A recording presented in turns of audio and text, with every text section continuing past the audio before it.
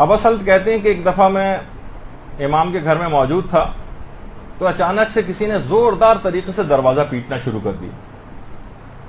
میں نے دروازہ کھولا تو دیکھا کہ بادشاہ کا قاصد آیا ہوا ہے ہارون کا، اور انتہائی غصے میں، اور دروازہ اس طرح سے گویا کہ دروازے کو توڑ ڈالے گا، اس طرح سے دروازہ پیٹ رہا تھا. میں نے دروازہ کھولا، اس کو سلام کیا، اس نے سلام کا جواب بھی نہیں دیا اور سینے پر ہاتھ مار کے دھکا دے کے اندر داخل ہو گیا اور پوچھا کہ امام کے متعلق کہ وہ کہاں ہیں. تو امام اس وقت گھر کے صحن کے اندر تشریف فرما تھے اور اندر گیا اور جا کر بدتمیزی سے کہنے لگا کہ امیر المومنین ہارون نے آپ کو بلایا ہے. امام نے کہا کہ اچھا تم جاؤ، میں ابھی آتا ہوں. چلا گیا قاصد. ابا سلط کہہ رہے ہیں میں بہت زیادہ پریشان ہو گیا کہ ہارون بھی اتنے زیادہ غصے میں ہے، کہیں امام کو کوئی نقصان نہ پہنچائے. امام نے فرمایا کہ ابا سلط گھبراؤ نہیں، کچھ کلمات ہیں جو ہمارے جد امجد رسول اللہ سے ہم تک پہنچے. اللہم صلی علی محمد وعلی محمد.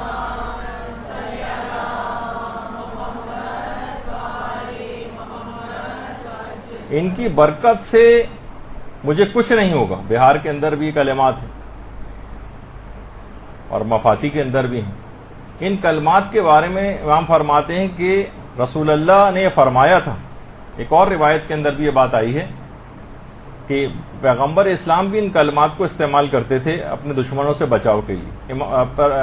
رسول اسلام فرماتے تھے کہ اگر ابو جہل اب بھی میرا بال بیکا نہیں کر سکے گا، اگر ابو جہل نے میرا بال کوئی بیکا کیا تو سب لوگوں کے سامنے گواہی دے دینا کہ میں پیغمبر خدا نہیں ہوں. یعنی کلمات اتنے زیادہ طاقتور ہیں کہ ان کو ادائیگی کے بعد کوئی دشمن نقصان نہیں پہنچا سکتا. اور اس کے بعد ان کلمات کو حوالہ دے کر امام رضا نے ابا سلط سے کہا کہ اگر اس بادشاہ نے میرا بال بیکا کیا تو تم سب کے سامنے گواہی دے دینا کہ میں امام برحق نہیں ہوں. اور اس کے بعد پھر امام گئے اور وہ ہارون جو کہ بہت ہی زیادہ غصے میں تھا اور قتل کے اوپر بہت زیادہ آمادہ تھا، امام جیسے اندر داخل ہوئے تو امام یہ کلمات پڑھتے ہوئے گئے. اچھا اب ان کلمات کا ترجمہ دیکھیں اور اس لحاظ سے ایک پیغام بھی ہے آپ سب لوگوں کو کہ سب کو ان کلمات کو زبانی یاد کر لینا چاہیے، بچوں کو یاد کروانا چاہیے، کیونکہ ان کے الفاظ ہی دیکھیں کتنے زیادہ ایسے سٹرونگ ہیں کہ امام یہ جو کہتے ہوئے گئے، شروع کرتا ہوں اللہ کے نام سے جو بڑا مہربان اور نہایت رحم کرنے والا ہے. شروع کرتا ہوں اللہ کے نام سے، میں تجھ سے خدا کی پناہ چاہتا ہوں، چاہے تو با تقوی ہو یا بے تقوی ہو. خدا کی مدد سے میں تیرے کان اور تیری آنکھوں کو بند کر رہا ہوں. تیرے پاس مجھ پر تسلط حاصل کرنے کا کوئی راستہ نہیں، نہ میرے کانوں پر، نہ میری آنکھوں پر، نہ میرے بالوں پر، نہ کھال پر، نہ گوشت پر، نہ خون پر، نہ دماغ پر، نہ اعصاب پر، نہ میرے مال پر، نہ ہی میرے رزق پر کہ جو خدا نے مجھ کو عطا کیا ہے. میں اپنے اور تیرے درمیان ایک پردہ ڈال رہا ہوں، ایسا پردہ جو نبوت کا پردہ ہے، یعنی وہ پردہ جس کو انبیاء نے فرعون جیسے ظالم اور جابر بادشاہوں کے حملوں سے بچنے کے لیے اپنے اور ان کے درمیان ڈالا تھا. اور اس کے بعد اگلا جملہ ہے کہ دانی جانب سے جبرائیل، بائیں جانب سے میکائیل، پیچھے سے اسرافیل، سامنے سے حضرت محمد مصطفیٰ. اللہم صلی علی محمد وعلی محمد.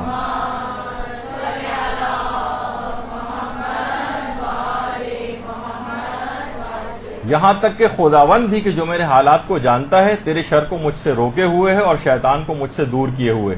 پروردگار وہ تیری قدرت سے نادانی کی بنا پر غافل ہو کر مجھ کو دہشت زدہ اور ذلیل و خوار نہ کر دے. پروردگار میں تیری پناہ چاہتا ہوں، پروردگار میں تیری پناہ چاہتا ہوں، پروردگار میں تیری پناہ چاہتا ہوں. یہ ترجمہ ہے اس حرص کا. امام یہ حرص پڑھتے ہوئے یہاں تک کہ ہارون کے پاس جا کر کھڑے ہو گئے. اب ہارون نے جو کہ کسی وجہ سے، جو کہ بہرحال ایک اس کے اندر ایک جیلسی ہو گئی تھی امام سے کہ قتل کے اوپر آمادہ تھا، اچانک سے اس حرص کو سنتے ہی انتہائی مؤدب ہو گیا اور کہنے لگا ابو الحسن ثانی امام رضا کو کہا جاتا کہ اللہم صلی علی محمد وعلی محمد صلی علی محمد.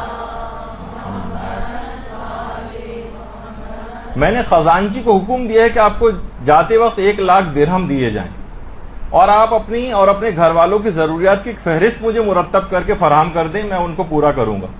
اچھا پھر کچھ دیر باتیں ہوئیں، پھر جب امام رخصت ہونے لگے تو ہارون نے اوپر سے نیچے امام کو دیکھا اور بڑبڑاتے ہوئے کہنے لگا کہ میں نے کچھ ارادہ کیا تھا، اللہ نے کچھ اور ارادہ کیا تھا، خدا ہی کا ارادہ زیادہ بہتر ہوتا ہے اور وہی انجام بھی پاتا ہے.